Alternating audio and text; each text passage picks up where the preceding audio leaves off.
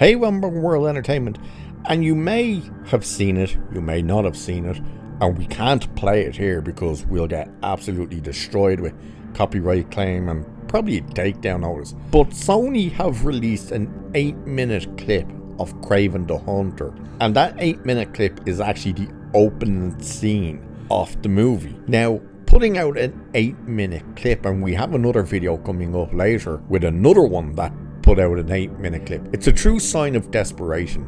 It is the case of, oh, this movie's not tracking very well. There doesn't seem to be interest in it. Nobody's talking about it. Our tickets aren't selling great. We need eyes on this. Put out 8 minutes. So they've done that. And it's not going great for them. Currently, at time of this recording, on the Sony Pictures official YouTube page, this Kraven the Hunter 8-minute clip has 32,000 upvotes to 109,000 downvotes. So it's not going great. Now, the clip itself, it's not actually terrible. The only thing that really doesn't work for me in this, well, there's two things really. The first main thing is the special effects, and it's basically when he's kind of jumping up the walls and stuff. It looks very rubbery, you know what I mean? And then there's when by the end of it, he's running into like a snowstorm, and that looks a bit dodgy. They also do one thing in this clip, I should say this movie overall, that's starting to happen in a lot of movies. And it bugs the shit out of me. Probably does other people as well. I heard people are going, really, that much? It really does though. It's this when they start shooting at someone and they're missing, but the person's running straight and the guy's looking down the barrel of the gun firing at them. It's like, how can you not hit them? Like, they're literally running in a straight line. They're not even zigzagging to dodge bullets. How can you not hit them? I've noticed this is starting to happen in a lot now in movies and TV shows. It's like, if the character is like ducking and diving and weaving in and out and stuff, it makes more sense. But when they're practically close blank range at you, you're running straight and they're looking right down the side at you, they should be hitting you. And then you can see it if you watch this clip where he's running in a straight line. They're firing at him from pretty close to him, and they seem to be hitting like, I don't know, 20 feet off to the side of him. It's like, what are you aiming at? Like, we can clearly see her looking down the barrel at him. Like, how are you not hitting them? Movie, Hollywood studios, all the rest. You've got to change that. You've really got to change that. So if this 8-minute clip, which is the opening of the movie, isn't edited in any way, like if this is how the actual opening of the movie is, there's a lot of editing problems, to be honest with you, because everything kind of happens very quickly and with no real consequences. So it's a transport bringing prisoners to a prison. They're looking for a prisoner. They let them all out to go to the bathroom. They're looking for a prisoner who's called prisoner 0864. They come around, they find him on his own, and it's Aaron Taylor Johnson. He's standing there on his own. They're all speaking in Russian, by the way. It's subtitled at this stage. He's put into a cell. He's telling this cellmate, hey, I'll be out of here in 3 days, and if I'm not, you can beat the ever-living shit out of me. Which immediately jumps to him working out in the yard.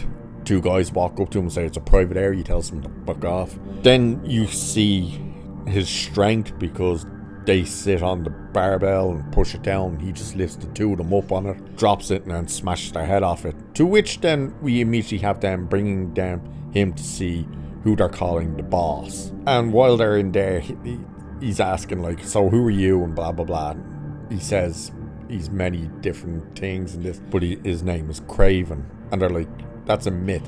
Now, this was one part of the trailer I thought was stupid. I'm doubting that Taylor Johnson is actually speaking Russian. I think they've someone whose voice is close enough to his and are probably dubbing him.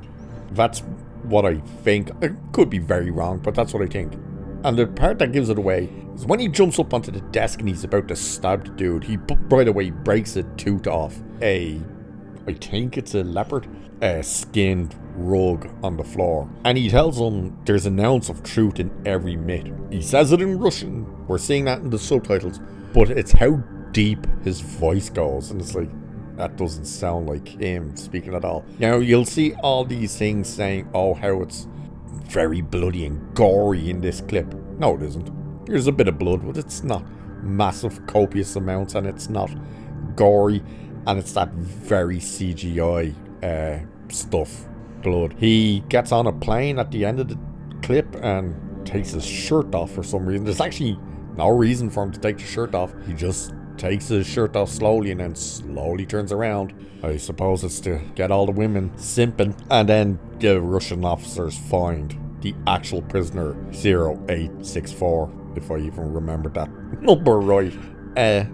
Again, it's not a terrible clip. Like, I'm not looking at it going, oh Jesus, this is horrendous. But it's not great by any means either. And again, if that is exactly how the opening of the movie happens, the editing is terrible. And if that's the case, then it must be terrible throughout. Not to mention the fact that if the movie's opening with him already as Kraven the Hunter, and that he's going to hunt people down, and he apparently has a moral conscience because he's there and he's like, what do you hunt? And he goes, people like you who sell weapons and stuff and death to women and kids and stuff. It's like, you do know Kraven the Hunter is a villain, right? But it's just one of those things where you're like, okay. It's just, yeah, it means if that's how the movie's opening, then we're probably getting a shit ton of flashbacks in this movie, or it'll go from that scene to the next and it'll go 12 years earlier or some shit, and you'll be like, oh no, not one of these type of movies. I don't have much faith in this movie at all. I think it's going to be an absolute disaster at the box office. I'm talking possibly another Madam Web. Even the director's out there begging people to actually give the movie a chance. Like, he's literally out there begging people, give us a chance, go see the movie. It's like, it's not how it works. But yeah, again, it's not a terrible clip, but it's definitely not great. Oh, by the way, it says 8 minutes and 42 seconds off a clip. It's actually not a full 8 minutes and 42 seconds off a clip, because it's a minute and 6 seconds or something before the clip actually starts, because you go through all the people involved, which are Sony and Columbia Pictures and something called TSG Entertainment 2, and of course in association with Marvel. By the time you get past all that, a minute has passed. So it's really only about 7 minutes long. But they are definitely desperate for people to go and see this movie, so yeah, good luck to them. I don't think it's going to help.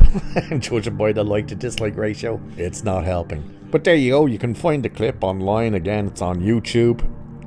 Can't show it here, obviously. I'm showing you images from the entire clip that you've been seeing throughout this, but you can see it and hear what it sounds like and stuff for yourself if you watch it, if you even care. So with that, I shall leave it there for this one. Oh, by the way, actually, let us know in the comments, are you even interested in seeing this movie? Or are you just, like the rest of us, just done with these Spider-Man villain movies without Spider-Man? Let us know. And with that, I'll leave it there for this one. So cheers, and I'll catch you in the next one.